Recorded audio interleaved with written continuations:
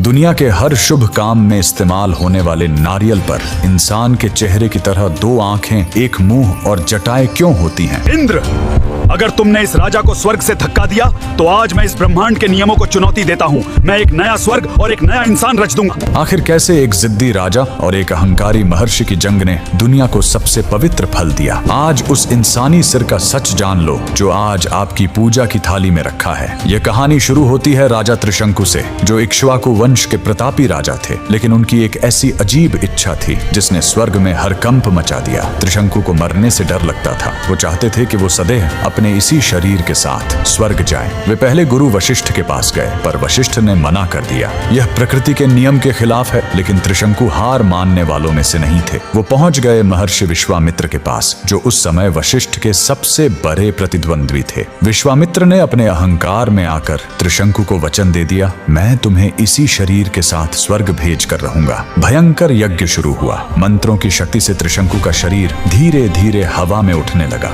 और वो स्वर्ग के द्वार तक पहुंच गया। लेकिन असली खेल तो अब शुरू होने वाला था। जैसे ही त्रिशंकु ने स्वर्ग में कदम रखा, देवराज इंद्र क्रोध से पागल हो गए। इंद्र ने त्रिशंकु को जोर से धक्का दिया और कहा, मूर्ख, मिट्टी का शरीर स्वर्ग में नहीं आ सकता। त्रिशंकु सिर के बल आसमान से नीचे गिरने लगे। वो चीख रहे थे, महर्षि बचाओ!